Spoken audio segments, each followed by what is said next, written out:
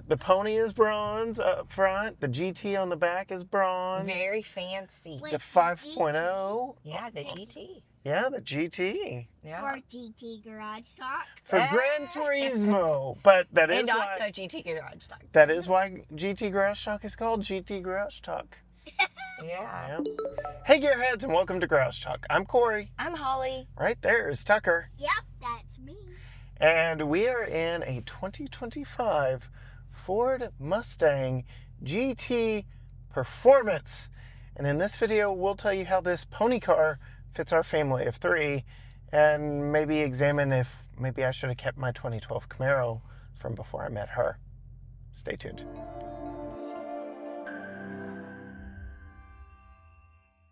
All right, Holly, it's a beautiful day for a high horsepower rear wheel drive car that is known for losing control, leaving car meets, right? Nice, good rainy day to review this one. But we have had this one a week. You've formed some opinions. I really want to know. We'll start outside, work our way inside. Shed some light. What do you think of this Mustang GT Performance? Well, obviously, I love the color. Oh, naturally. And I was surprised to see this color because I didn't know they made them this color. It's like the smoky gray blue that we like. Absolutely. Did you notice the bronze accents outside? I did, and I like those.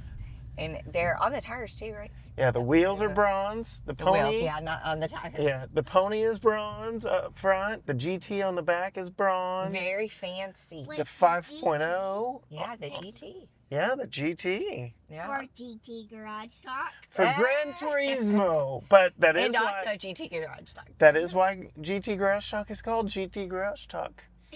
Yeah. No back windshield wiper. Nope. It's got a fastback enough look that they figure... While we're talking about the back, I really like that I can see out the back window. Yeah, that is fine. You can look straight up and see sky, right? Straight up and see sky, but I wonder what the safety is of that. Yeah. But finishing out the look of it outside. I think it sticks to the Mustang look of the past few years. Yeah. With a few little tweaks, but... Definitely brings it into the modern era. So up front, there are some fun things. There are like 3 headlight elements that echo the 3 taillight elements, which is a retro callback. And I don't know if I've shown you this yet. I will have to show you. When you put the blinker on, it goes dee dee dee, dee dee dee. Oh. So the meme is la la left, la la left, la la left. What do you think of that big wing back there? Well, I like that it doesn't block my view. Yeah. Right. And so in that case, I like the look of it. I mean, I feel like if you have a Mustang, you have a wing. Yeah. Right? Yeah. I mean, yeah. Yeah. Yeah. You got it. All right. So very sporty, athletic, true to its heritage. So now wait. Ford Mustang Mach-E. Yes. I thought they were doing away with these Mustangs. All right. What was the first thing you said to me when I texted you and said we had a Mustang coming? Mach-E. You said, a real one? Oh. I kidding. Yeah, that is what I said. A real one. Yes, a real one. So this is the first time we've been in a real Mustang. We have had the Mach-E before. But they did... It's the first time we've reviewed a real Mustang. It's not the first time we've been in a Mustang. Yeah. So they did throw that Mustang name onto the Mach-E to kind of throw some cachet behind the Mach-E to absolutely draw up the conversation around it. Ford would be unwise to ever quit production of these, though it is the remaining vehicle in its class. Camaro's gone. Sure. Challenger's gone. Well, even more of a reason to keep it, right? Yes and no. There's a reason why Camaro and Challenger are gone. It's because nobody's buying them in the grand scheme of things. So it's hard to justify added expense of the research development and all the money that goes into developing a platform like this. There are competitive vehicles to this in Toyota Supra, Nissan Z, but neither of those sell really well either, and neither of those have a back seat. Yeah. So. And that's what I was going to say. It is a small back seat, but it is a back seat Yeah. nonetheless. Yeah. So that kind of does bring us here This to is closer to the size of a sedan. Small. It's smaller than my car. Well, yeah. If you're doing a Supra over this Yes. has more room. Yeah. More room. But yes, More what room. are your thoughts? But it has more space in the back than the Lexus LC500. It's true. It's true. A lot more. Yep. So what are your thoughts? A lot more relative. A lot. So what are your thoughts now moving to the inside? I really like the inside too. It's, it's a sports car and you feel like you're sitting on the ground, but not as much as I would say like the Supra or the Mazda that we drove that one time. Yeah. It does feel bigger on the inside. Mm. Some of the design elements I like are like I don't know what you call this. It's plastic, but it's supposed to look like carbon fiber. Bless you. Well, I like it. Yeah. And I like the gear shift. Yeah. So we do have the 10-speed automatic. This 10-speed was co-developed and also in the Chevy Camaro because Chevy and Ford teamed up on that. Kind of an interesting business case history there, but yeah, 10-speed automatic. A lot of controversy here. Yeah. With the screens because this is a Mustang. Digital. Yeah. Yeah, and it's all digital. Well, you know how I feel about digital. Yeah. I don't like it. But I know you're so excited about the digital gauge cluster that you can change the look of, which I do think it's fun that it looks. The one that you chose right now is the classic looking gauge cluster. I would rather it be real. Yeah. I think it would be fun if it was real. Yeah. Not digital. But it is fun that you can change the look. Yeah, you can make it look like an old Fox body, like a Cobra from the early 2000s. So you can have some fun with it. But yeah, they're really leaning into the digital side of things. On the manufacturing side, it's easier and cheaper to do this. Yeah. So that's why they're doing that.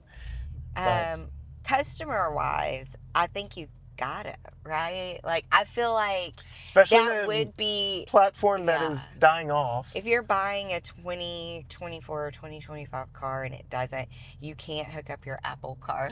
Yeah, I mean, you could do this and still leave that analog. You could put a big helper screen there, but I don't know. This is the same sync unit that we've had in plenty of other Fords. All our HVAC is down here, but it remains here no matter what's going on. So if we have our backup camera up, things like that, it's still displayed here. Wireless Apple CarPlay, Android Auto, which is nice. Qi wireless charging pad. Yeah. Not a lot of storage. Well, obviously. I mean, yeah. And then this. You got a little bit. Yeah. I mean, it fits our go bag. Yeah. Which show what our go bag looks like in our mail. It's a pencil bag. It's a pencil bag. So, I mean, it's a pretty good size. Yeah. That fits in there. And Tucker can practically reach it from back there. Yeah, that's not great. Yeah.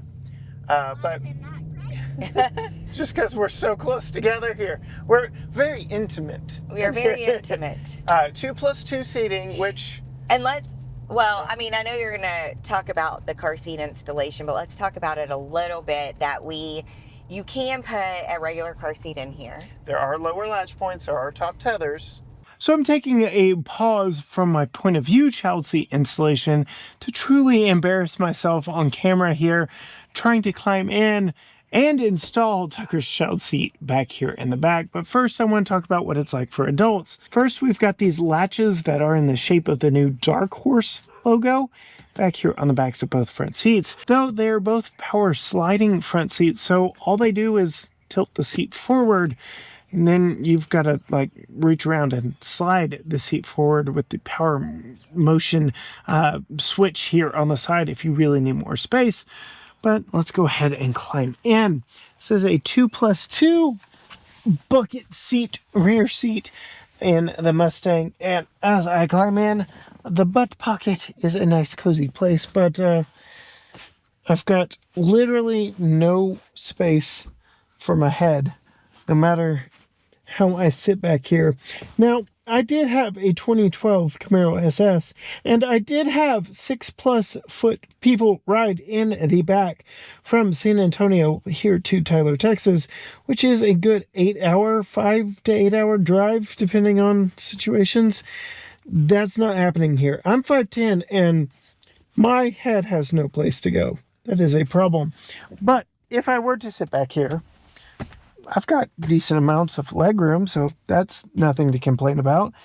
The front seat is moved a little bit forward, but yeah, decent amounts of space back here. I also have a map pocket back there, which is nice, and an armrest, which Tucker really likes. I'm going to have to get out now because, whew, my poor head had no place to go.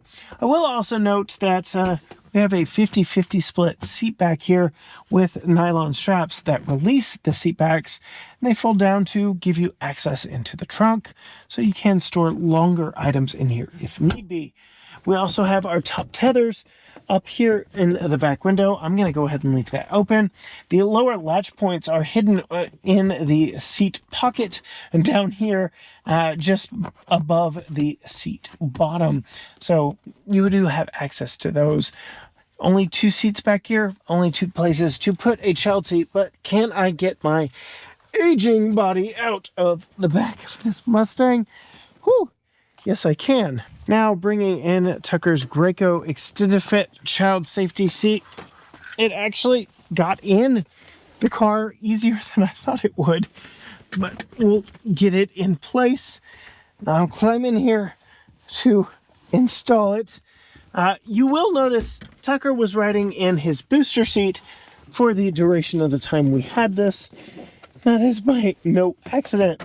We do like to keep him in this 5-point harness as often as possible because, well, 5-point harnesses are what race car drivers get, so why not my son? The lower latch points, again, are hidden in little slits in the seat back butt pocket back here, but trying to find them, there we go. It's a little bit interesting.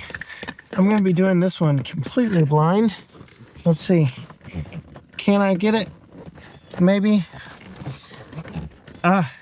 Yep, there we go. And then we can tighten that down. And top tether is snug. That's in place. But, Tucker really has no place for his legs to go when he's sitting in this seat because that brings him up and forward some.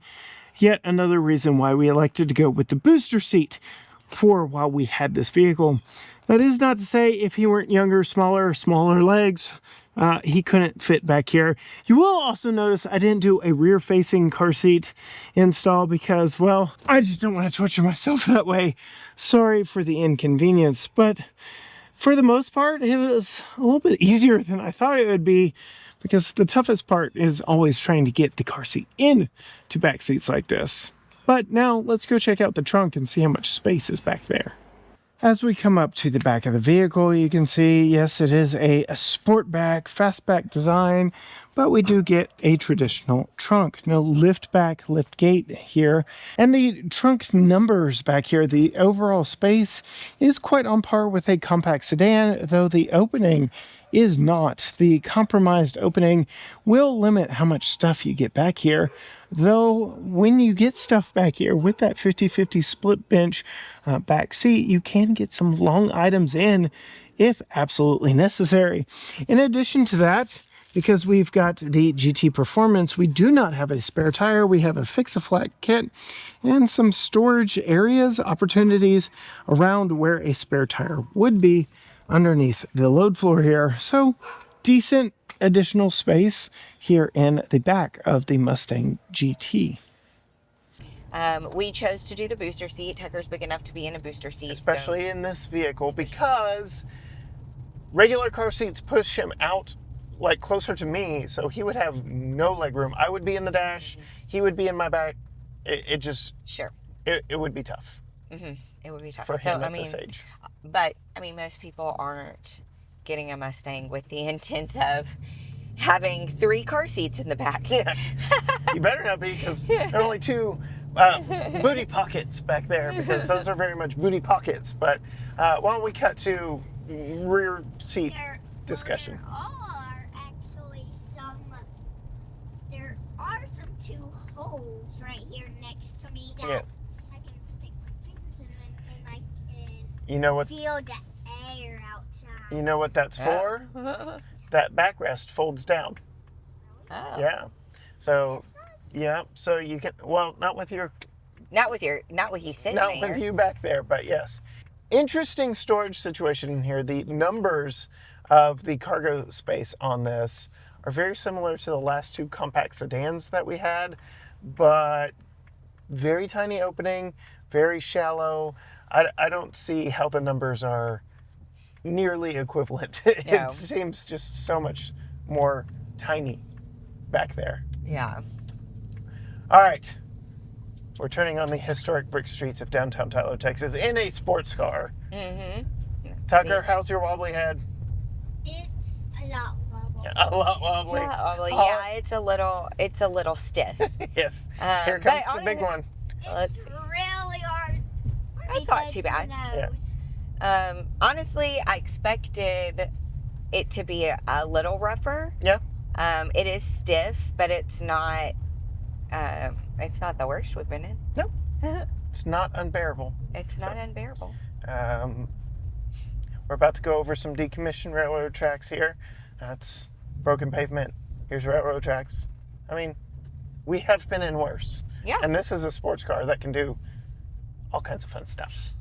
Well, I want to point out my fun Ford Mustang T-shirt that I never thought I was going to get to wear in an actual Mustang. You get to wear it unironically. Yeah. I mean, I've worn it in other Ford reviews that we've done, but never a Mustang. Yes. So you're happy is what you're saying. I'm happy. You got the Mustang staring back at you on the steering wheel there. Oh, dude, he thinks It's not a one-way, bro.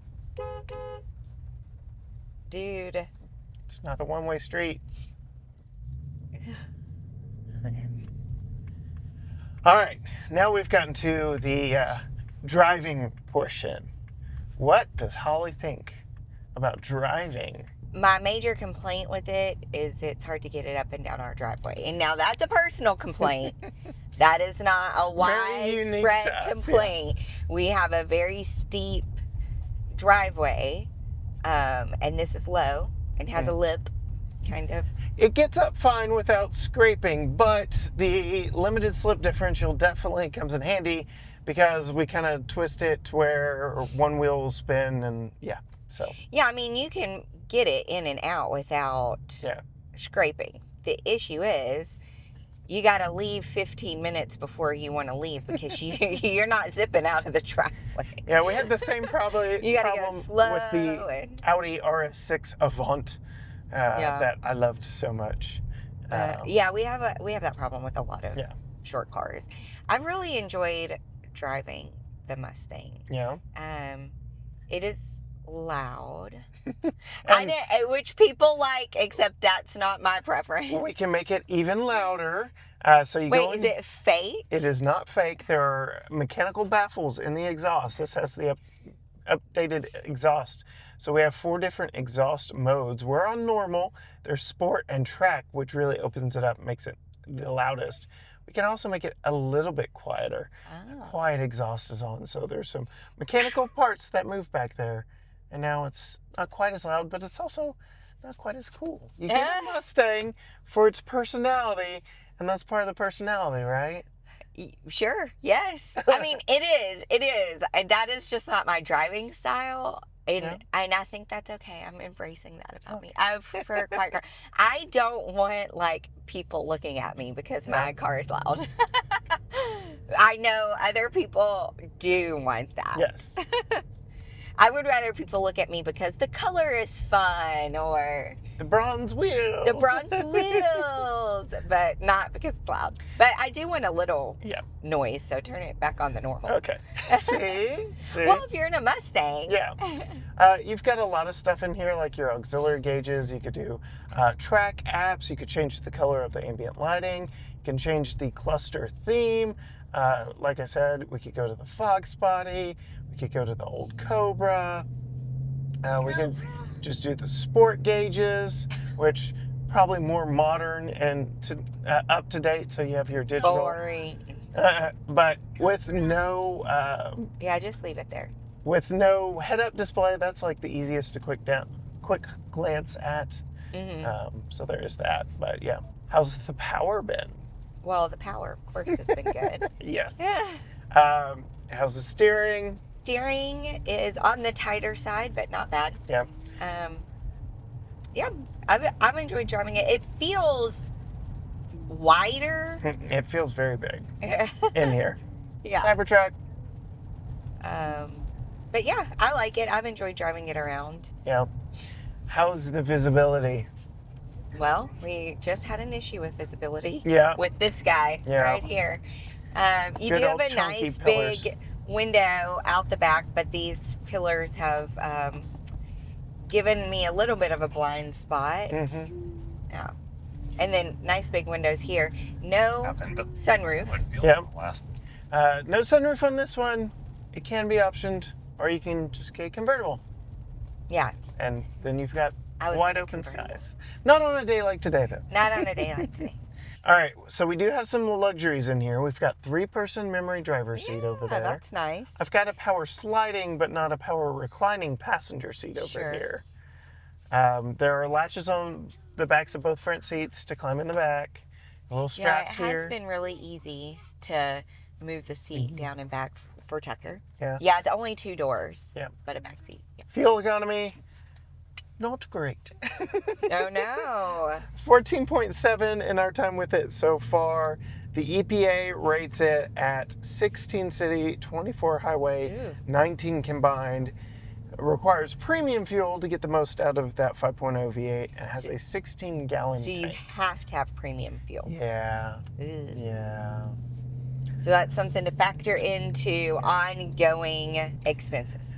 Insurance is going to be higher too because it's a sports car. Fuel is going to be more expensive because it's premium and your payments. So, but it is a Ford, American made. So there are a lot of options for where you could get it serviced. Yes, and there are a lot of trims. So you don't have to get the V8. You can get the EcoBoost. You can almost customize them too much. They are very customizable. Like I said, the bronze wheels are very unique to this one. It's got the bronze pack. But there's a GT and there's a GT Performance. There's the GTD that just came out. That's even more crazy bonkers with an even crazier bonkers wing on the back. There's super rare. We've talked coupe and convertible. So there are a lot of Mustang options for you. Well, good. I like options. But they all come with this general interior feel and coziness. Okay. So the colors on the inside are all the same. Like you couldn't get a cream. There are some different interior color options. Oh, okay. Other than black. But, so speaking of there being lots of options, how many dollars do you think you're putting down on one spec like this for 2025? I think it's going to be $67,800. Pretty close. One spec just like this for 2025. Full disclosure, this is actually a 24, but I built one just like it on Ford's website. $66,995. $66,995. Yep. And I have a little umbrage with that. Okay. I had a 2012 Camaro SS, 45th anniversary special edition, practically as expensive as you can make it back in 2012. $38,000 on the window sticker. Oh, wow. Adjusted for inflation, that would be around $58,000 today. This is $66,000. That's a lot more money. That's a lot more money. Though this has a lot of stuff that one doesn't. Ventilated seats, memory seats.